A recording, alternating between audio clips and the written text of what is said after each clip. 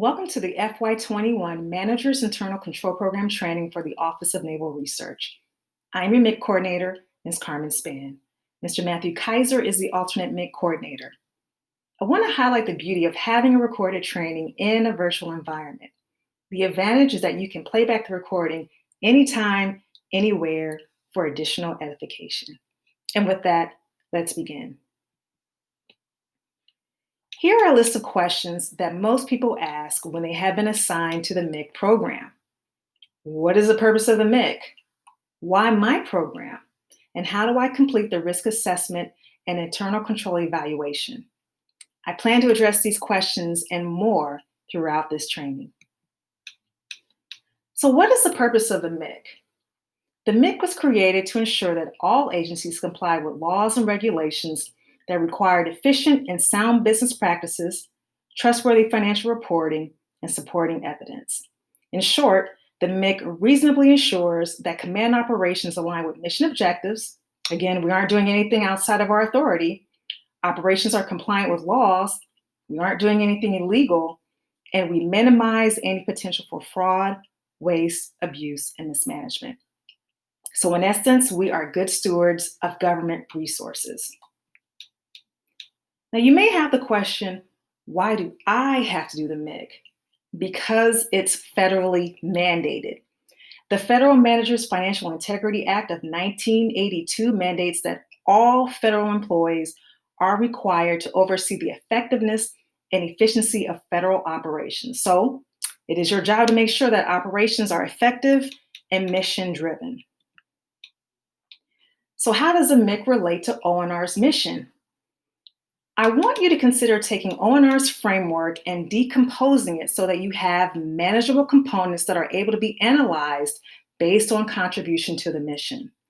Now, these analyzable components are called accessible units, or AUs for short, and they are integral to the vitality of ONR's mission.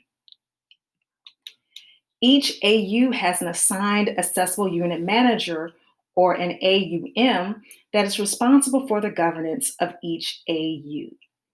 Typically, people who are in the know about the particular subject are assigned as the AUM, such as the department code managers or people who perform these tasks on a day-to-day basis.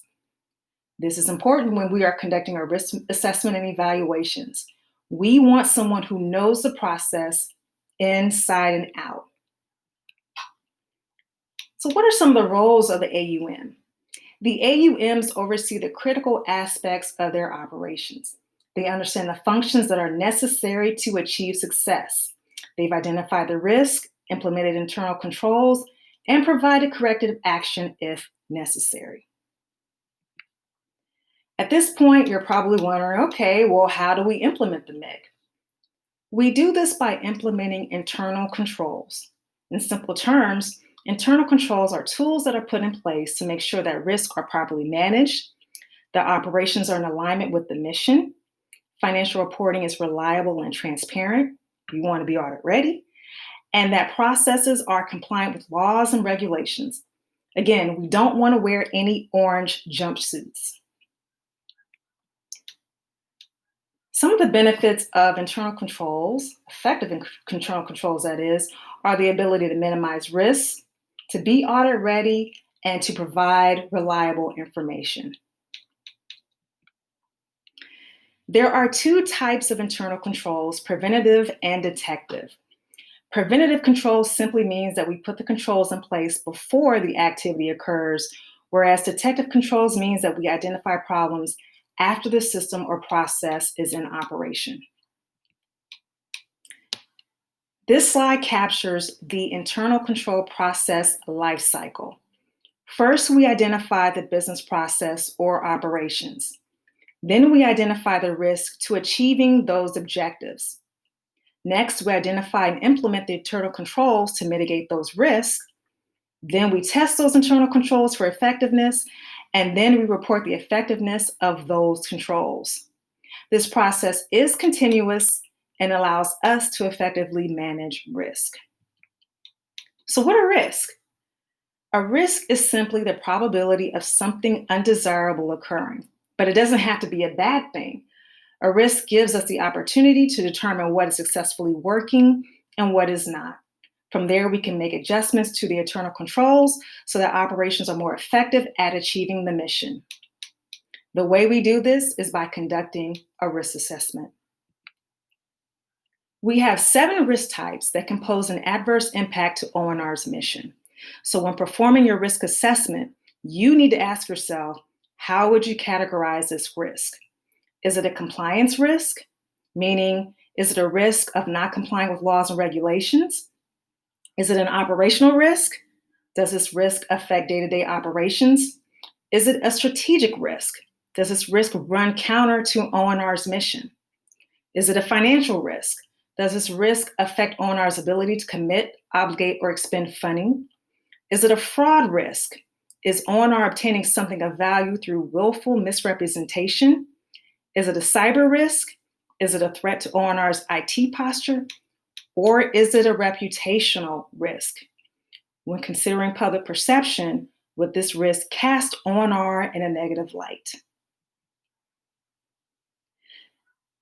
The following are types of responses to risk, and we have 4. We have acceptance, which is accepting 100% of the risk, no action is taken. We have avoidance, which is avoiding any activities that pose a risk at all. Reduction, which is reducing the likelihood or impact of the risk. And sharing, which is transferring the risk to someone else or some other thing. An inherent risk is susceptibility to a risk before that risk has been managed.